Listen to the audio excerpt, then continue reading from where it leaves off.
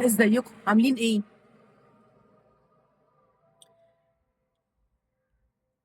لو انت عندك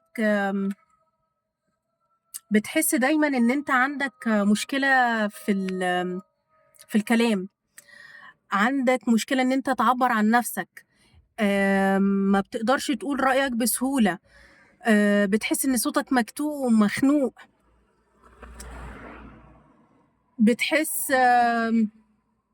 بيبقى عندك ساعات مشكلة في الكلام، في ناس بيبقى عندها تأتأة، في ناس بيبقى عندها تحس إنها بتقطّع في الكلام، إن هي بتتكلم ومش عارفة تعبّر، أو بيطلع الكلام غلط فبيتفهم غلط، أو بيبقى جواها المشاعر وفاهماها بس الكلام مش مساعدها، عندها مشكلة إنها تقول الحقيقة، ممكن يكون حد بيكدب، فده كلّه بيبقى فيه مشكلة هنا. في الحلق، في الحنجرة، المكان بتاع التعبير عن النفس، بتاع التعبير عن الكلام، بتاع إن أنت تبتكر حاجة، يعني أنت جواك أنت عملت العملية بتاعة الإبداع سواء بقى بأي شكل، يعني حاجة فكرة جواك، شعور جواك عايز تطلّعه في شكل إبداع، بتطلّعه عن طريق الكتابة أو عن طريق الرسم أو عن طريق الكلام أو إن أنت تتحرّك أو إن أنت ترقص، كل ده manifestation، إن أنت بقى تنفّذ الmanifestation اللي أنت موجود هو جواك أنت عايز تعبّر عنّه، فبتعبّر عنّه بالحاجات دي، فلو عندك أي مشكلة في الحاجات دي، في إن أنت تبتكر الحاجة، تطلّعها على أرض الواقع، تنفّذ الإبداع بتاعك، فده مشكلة في الحَلْق، مشكلة في التعبير عن الذات عن طريق ده، تمام؟ فبيبقى في ناس عندها في وقت من الأوقات مشكلة في المنطقة دي أو بتيجي من الوقت للتاني، وفي ناس ربنا خلاها أصلًا الرسالة بتاعة روحها اللي هيخدمها إنها تعرف تعمل manifestation صح، فإنها تُبدع في حاجة، تطلّع منتج، تطلّع كلام، تطلّع ساعات بيبقى رسالة روحك إن أنت تعرف تتواصل مع الآخر، علشان أنت محتاج تعلّم الآخر حاجة، فلمّا يبقى دي رسالة روحك بيبقى عندك المشكلة هنا اللي محتاج تصلّحها عشان تعرف تعمل الmanifestation ده، عشان تعرف تعمل رسالة روحك اللي أنت نازل علشانها، تمام؟ فأنا من الرسالة اللي بتخدمها روحي، حاجة من الحاجات اللي أنا محتاجة أتعلّمها وإن أنا أصلّحها طول الوقت، إن أنا الإبداع اللي جوايا ده أضبّطه واطلعه بشكل manifestation متحقق على ارض الواقع بقى، فالmanifestation من هنا، يعني انا برسم فمن هنا، بكتب فمن هنا، بصور فيديوهات وبتكلم فبرضه من هنا، ان انا القط الرسائل بتاعه ربنا واترجمها جوايا وبعدين اطلعها ان انا انفذها على ارض الواقع واعلمها للناس، الاتنين manifestation برضه، فكله هنا عندي. ف من الوقت للتاني لو أنا ما عبّرتش عن نَفْسي، لقيت صعوبة إن أنا أعبّر عن حقيقتي، إن أنا أظهر بحقيقتي، بيبقى المشكلة هنا. فعشان الحلق أو الحنجرة ده يتفتح، ففي استنوا sorry. ففي استنوا أيوه، هنضبط دلوقتي باحُط الكاميرا بس. فبيبقى المشكلة هنا في الحلق. فأنا علشان أضبط الموضوع ده آآ بسم الله، أيوه ننوّر علينا إحنا تاني. فتعالوا نعمل كده مع بعض تمرين واحنا ماشيين وانا رايحه المشوار بتاعي. في حاجه اسمها ان انت تطلع النغمه الخاصه بتاعتك، تطلع النغمه الخاصه بتاعتك. انت دلوقتي مخنوق ومش قادر تتكلم او مش قادر تعبر عن اللي جواك، فهتعمل ده ازاي؟ بالطريقه اللي تريحك بقى، في حته ان انت تطلع نغمتك الخاصه، سواء بقى تفتح الموبايل تصور كاميرا كده وما ترجعش تشوف الفيديو تاني، او تفتح صوت وتسجل على ان انت مسموع، ان انت متشاف، جميل، او تقعد تغنيها مع نفسك، بس انا بفضل ان احنا نفتح كاميرا او نفتح صوت احسن.